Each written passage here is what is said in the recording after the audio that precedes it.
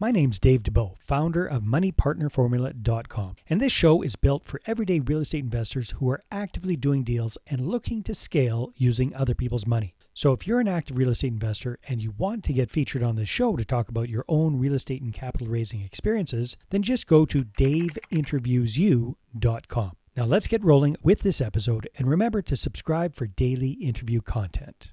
All right, welcome back, everybody.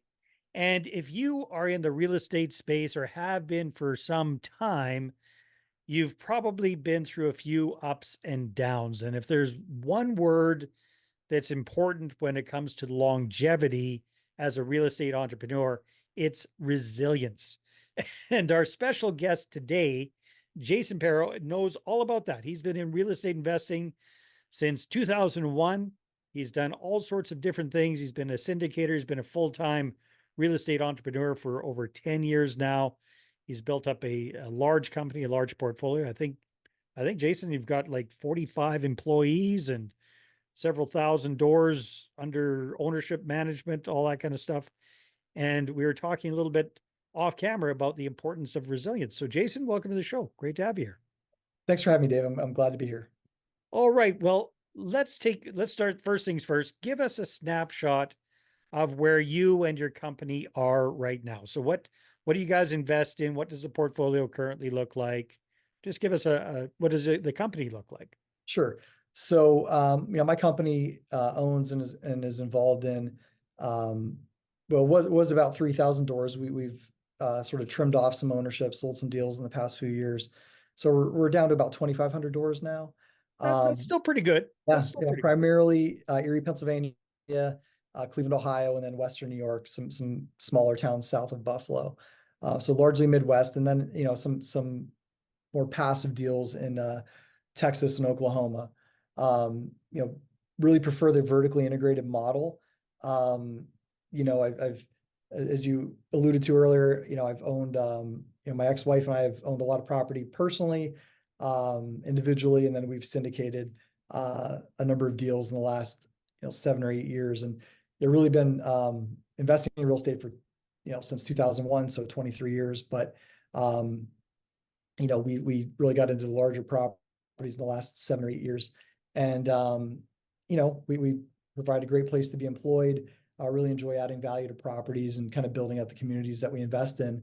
But yeah, we certainly had our challenges with bringing in partners and investors and things like that. The environment's changed a lot in the last few years, and I think it's we've done a great job of adapting and maybe setting better boundaries with certain partners, certain investors. And I think we've been through some really great times and had some challenges, but all of it makes us better and makes us stronger for sure. So you talk about a vertically integrated company, and we hear that term thrown around quite a bit. I don't think everybody knows exactly what that means, though. So what does vertically integrated mean to you, and what does that look like in your company? Sure. So, what that means to us is that, we can handle all things from acquisition to disposition, including the management, the maintenance, the accounting, all of those services, and including cost segregation studies and, tax ready, audit ready financials, having, full-time maintenance staff as well as construction staff, for like maybe the heavier lifts and things like that. So just being able to do as much as we can in-house under our umbrella, helps control costs, helps drive profitability for the deal. And we can Most keep definitely. it. Yeah, no, that makes a lot of sense. Now that must be challenging because you're spread across several different markets, several different states. So how do you juggle those far away type Sure. properties? Yeah, the biggest thing is of course, ensuring that I have my pulse on all things. Mm-hmm. And, as an operator, there's nothing really passive about the passive investments of real estate. It's a very, very active job. Really work hard at hiring great people, great regional managers, from the property management side, having a good team of directors and really a talent pool that helps oversee the day-to-day operations. But, as I sit here, I have a rent roll for one of my properties that I have to personally examine and make some suggestions on to our director and our regional manager. So still having an active role in those deals. And I think there were some lessons learned, as we really ramped up and grew really fast, really big from like 2020 through the last year, and going from sort of a mom and pop operation to trying to be something that's more, much more professional, certainly had its growing pains and challenges along the way. And, a lot of things we did really great. Some things I wish we could turn back the hands of time and do better. But I think as long as we learn from those lessons and just keep trying to create a better company and things like that. I mean, that's the biggest thing. A lot of times growth does not come without pain or learning experiences. Most definitely. So we were talking a little bit before we started recording about the importance of resilience and some of the lessons that you've learned. You've been through several market cycles, but it sounds like you guys built up very, very quickly, and then the current situation kind of happened and surprised a lot of people. So what have you guys taken from that, and what are you planning on doing, modifying or doing differently moving ahead? Yeah, I think one of the big things, as great as syndicating and getting into large properties sounds, and it is great. I think there's been a tendency for a lot of people to kind of get into bed with partners that might be great people, but you never know how people operate under stress. Mm, And sometimes when things get challenging, or a deal doesn't operate the way that everybody expected, if people start, pointing fingers to blame, or they just get, tensions rise and people get frustrated, and that can be emotionally that can be emotionally draining. And so I yeah. think one of the biggest things is that for your viewers and listeners to think about is, as you grow, there's nothing wrong with taking partners. There's nothing wrong with really trying to do big things, but being aware of that, hey, when you're getting into a partnership, you're often you're marrying people, at least in the nature of that deal, and you really want to know like how they operate. I think a lot of people go into everything with great intentions, but when it comes to money, people can get funny. They can get tense at the wrong things. And so I think for us that we didn't necessarily set up our management company for profit when we were buying these deals and vertically integrating, and realize that there's a lot of headache that comes with managing properties at cost. Mm, And and yeah. in the future, be set up that, sure, we're gonna be able to make a profit, but that profit goes into being able to hire top talent, and that it's partners are gonna get the value they're looking for, but at the same token, we're gonna be better at drawing boundaries in terms of what we're willing to provide in terms of time, access to employees, things like that. Because just by nature of certain personalities, some partnerships can be a lot more time consuming. Hence, maybe not just not profitable, but could even lose money as it relates to some of the demands. So really, I think the biggest thing is just take a long, hard look at why do you want to grow, and you think it's good, again, getting that experience, but what's that kind of return on effort? If you're gonna have to put in 5 hours a week in terms of asset management, and you make $0 until the property sells in 10 years, is that worth that? Or are you Yeah. better off still flipping properties or buying smaller rentals? I mean, there's nothing wrong with, I've been involved in all aspects of this business, and I enjoy most of it. But just really asking yourself, hey, is this growth coming to, is it gonna be positive, or is it coming at the expense of your personal sanity or your emotional well-being and things like that? So I was wondering, Jason, it sounds like everybody who does business with any other human being, there's there's usually challenges in there. Has Yeah. this been more of a situation working with co-GPs on deals, or has it been more of a situation working with limited partners or investor partners, or a bit of both? Like what you're talking about there sounds like a co-GP type Yeah. issue, but I I could think actually, I mean, I could probably speak to both challenges. I think one of the things that, when I was, I had, you know, nearly 20 years experience when I started syndicating, or 15 years of experience. And I'm like, and I had some JV deals and things like that. And I was really excited. Hey, come invest and we'll make money. And, yeah. really was a people pleaser for a long time. And I didn't want to let my investors down. And therapy and personal development and work, really helped me kind of have the courage just to speak, like, hey, the deal's having challenges. Guess what? You're not going to get a distribution until we get this thing back on track, and not, taking the responsibility personally, but not taking the failures or the challenges Mm. personally, and being able to work through that, and got really good at setting expectations then over the years. So now when we do a deal, we're very diligent about telling investors, look, you're going to get paid and this is a great investment, but please don't expect any cash flow until we stabilize the deal. That might be a year, that might be 5 years, but taking a more mature approach with Yeah. LPs, that way, when they ask how the deal's doing, you're not, like you can just tell them, hey, it's going according to plan because as people know, they're like nothing in this business is linear. Sometimes we get those deals that are just home runs and it's so Yeah. easy and you wish every deal was like that. But all these deals you zig and you zag and you go up and down and backwards and eventually things work out, but it takes time and it takes patience. And so I think setting proper expectations with limited partners, we got really good at that. And then with co-GPs, I've had some really great friends that we've met through masterminds or just in the business and hey, let's team up. I got investors and I have a deal and let's do these things. And maybe there was some misalignment. Maybe one person, yeah, they're really excited to sell that cash flow, and then we're excited to come in and manage the properties. And then we all realize that, hey, reality is a little bit different. So we all have different pressures and things that kind of could weigh on us. And so there's been elements sometimes of partnerships where tensions have gotten high and people have butted heads because they've seen things differently. But I think you really become an expert at conflict resolution and thinking through the big picture and not taking anything personally. And I had one deal that we were all friends, but it was really complex to run. We didn't charge enough fees, and it was 20% of our portfolio, but 80% of our daily Yeah. focus, if The that the makes sense. Pareto principle, Yeah, it was in the the bad wrong side of way. the Pareto Yeah, it principle. was Yeah. in the wrong way. So there's a few times over the years where I'd indicated, hey, I'm not giving up on the deal. I'm a general partner. I believe in these properties. But we're managing these things. I'm not personally making any money here.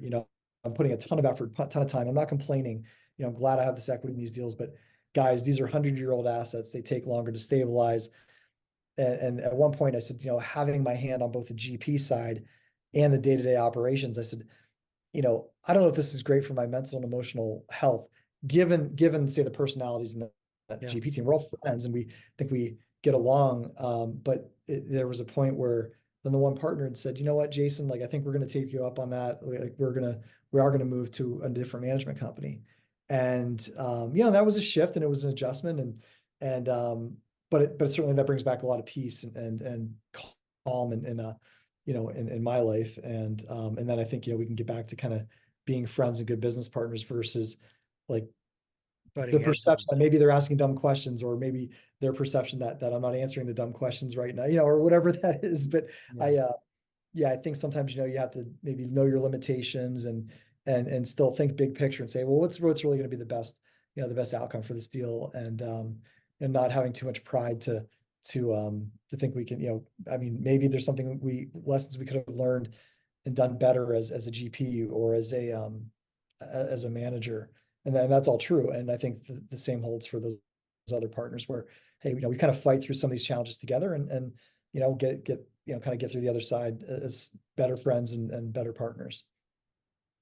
If you don't mind, Jason, I'd love to unwrap what you talked about a few minutes ago, which is you've become very, very good at setting up realistic expectations with your limited partners Yep. and making sure that you're on the same page and the same wavelength. That is, I mean, we work with a lot of people helping them to get started with raising capital. That's something that I'm always harping on people about is, do your best to under promise and over deliver, which sounds way easier than it is sometimes. So what can you give us some like concrete tips or ideas or suggestions on how best to really make sure that you and your investors are on the same page? Sure. One of the things we've recently employed is doing some deal updates. So a few of our deals, a couple of my co-GPs I know they were newer capital raisers and kind of took it upon themselves. Hey, let's do a webinar. Let's talk about how it's going and how it's performing. And and I think it's good to be transparent and say, hey, these are the things that are going great. These are the challenges. Here's what we're doing to make the deal better. And ultimately, your investment is still a solid investment. When we exit this deal through a sale in 5 or 10 years or 15 years, you're going to stand to make a lot of money. So I think, exercising transparency, which I think we've always done, but doing it in a more formalized approach where, hey, we have a webinar, we record the webinar, send it out to the investors. But But even as you're raising money, really explaining to people like, hey, here's the business plan. If all goes according to plan, here's how we're going to do, and here's the contingencies we've set up. And we'll let you know how it's going, and saying, look, we've had deals that have had challenges, and I think telling people some of those challenges, maybe the lessons learned. Also, sometimes things are completely out of your control, that, there's expenses and things that come up that just are not, just Anticipate. You couldn't can have seen control it your coming. reaction. Yeah. Yeah. And I think that, the thing to remind co-GPs and limited partners of is, sure, I've had home run deals that come in and blow out expectations out of the water, and that's always a great day. But oftentimes, these deals, when you're restabilizing something, it sometimes doesn't take just a year, Mhm. sometimes 2 years, 3 years, 4 years. And I think it's important to keep that long view picture of that this is real estate. It's a long-term investment. Contrary to bubbles and rising markets, you need to give yourself more time, more forgiveness in these deals, that as things go on, you're going, even with capital calls, and even with, maybe minimal or no returns, or even negative cash flow, setting a continual plan to be able to drive further value in the property.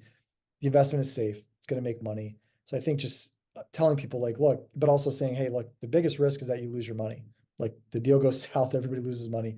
Yeah. That's worst case scenario, and it certainly happens to people. But at the end of the day, here's the plans, and here's the business plan that we have in place to ensure that that doesn't happen. So on what our plan is to make you all money, and have this cash flow day one. But sometimes things change, and trying to be comfortable with, if somebody says, well, you know what, that seems risky, I don't want to invest with you. You just have to be comfortable being told no, and being Yeah. fine with, hey, it's not a great deal for you, but for somebody else, like, it is a good deal. So let's, let's try and align the different deals and the types of, the kind of the whether it's an equity play or a cash flow play, aligning that outcome of that deal with the right kind of investor.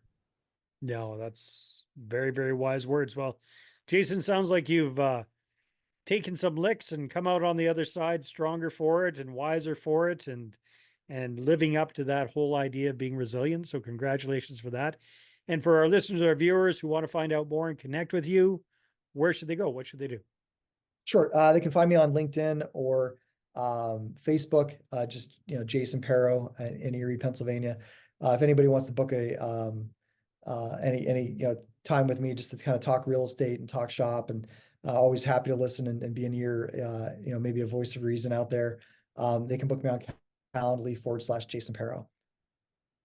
Perfect. All right. Well, thank you very much, Jason, and everybody. Thanks for tuning in, and we'll see you on the next episode. Hey there, I really hope you enjoyed that episode. And as always, if you want to listen to more daily interview content, make sure you subscribe. And if you're an active real estate investor and you're doing deals and you'd like to get featured on this show, then just head over to daveinterviewyou.com. Now, at moneypartnerformula.com, we help real estate investors to create a process for predictably getting capital so they can do more deals without relying on hard money lenders or the banks. We do this by building them a private capital marketing system. Now, if you want help turning yourself into a big money capital attraction machine, then book a call with our team to see how we can help. Just visit moneypartnerformula.com to find out more. All right, take care, and we'll see you on the next interview.